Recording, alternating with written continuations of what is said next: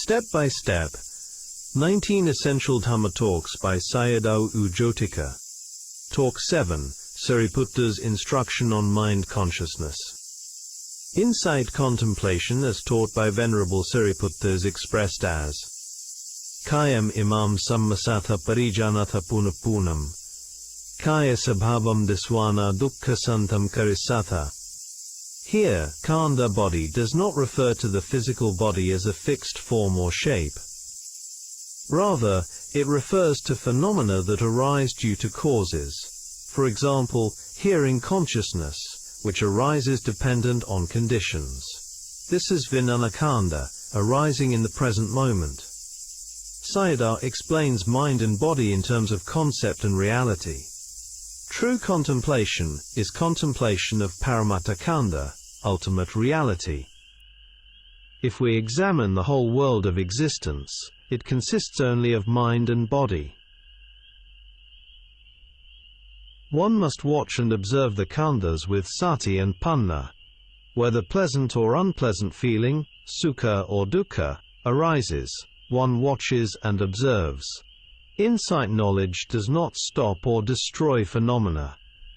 If we expand the analysis, mind and body are understood as the 5 aggregates, khandhas, the 6 sense bases, ayatanas, which become 12 when including their objects, and the 18 elements, dhatus. With mindfulness one knows the arising. By knowing with wisdom panna the arising of phenomena as merely khandhas, clinging to self falls away. In this way personality view, sakkayaditthi, gradually disappears. Do not confuse this with book knowledge. Knowledge learned from others is anubodhanana. Knowledge that arises directly from practice is pativedhanana.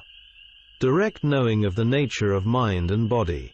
Phenomena vanish immediately after arising. They are impermanent, anicca. Momentary discernment of seeing, hearing and other sense processes cannot immediately destroy clinging, because we have been clinging throughout countless rounds of existence. Therefore, we must contemplate repeatedly many times, to develop insight knowledge of dissolution, bhanganana. This contemplation should be practiced in all 4 postures. With sustained contemplation, one begins to see dissolution.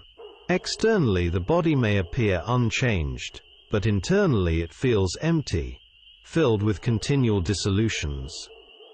At last, with the development of knowledge, one discerns the truth of dukkha and no longer wants it. With no desire for it, that knowledge leads to cessation.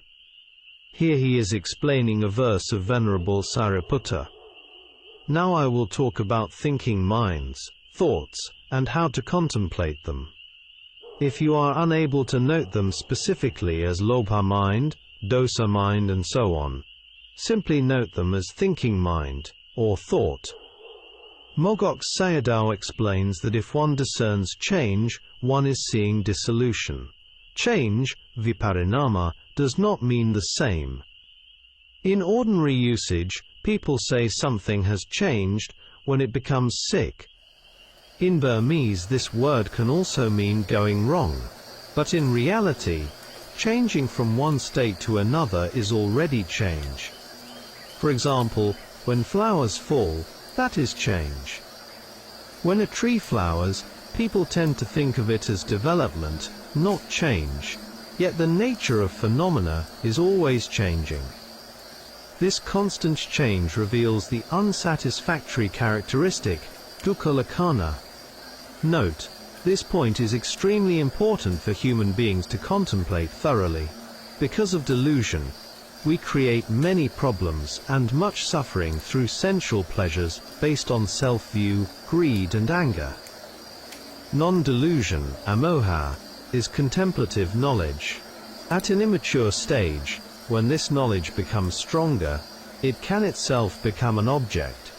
For example, after discerning dissolution, a yogi may think, this too is in the state of dissolution. At that point, the yogi must contemplate the thought and the subsequent mind.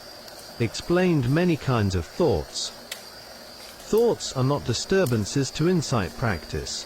They also become objects. For example, ehipti pasako, come and see.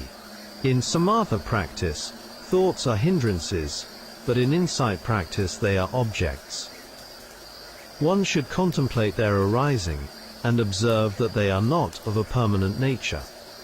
For example, in the in-breath and out-breath, contemplate the two endings. Observe the small gaps where the breath stops. Knowing that the breath is not existing at that moment is knowing its vanishing. During the immature stage, one knows this in a coarse way. As practice matures, the yogi discerns dissolution in many parts along the in-breath and out-breath. If one becomes skillful, one can also catch the desiring mind that wants to breathe in and breathe out. In the beginning this is difficult because the process is very refined. Therefore at times Sayadaw taught yogis to know the in-breath and out-breath, and at other times to know the desiring mind that wants to breathe in and breathe out. Now I am explaining how to catch the dissolution of the in-breath and out-breath. These are host minds, whereas the guest minds are the impermanent phenomena, anicca, that arise and pass away. Tomorrow I will explain how to contemplate their dissolutions. He then gives a lecture on eating. Contemplation of the eating mind is a costly contemplation, because it involves money and preparation, whereas seeing, hearing and so on do not. Moreover, eating does not occur frequently, it only happens while consuming food. Therefore, one contemplates eating only during the act itself, in order to discern its arising and falling.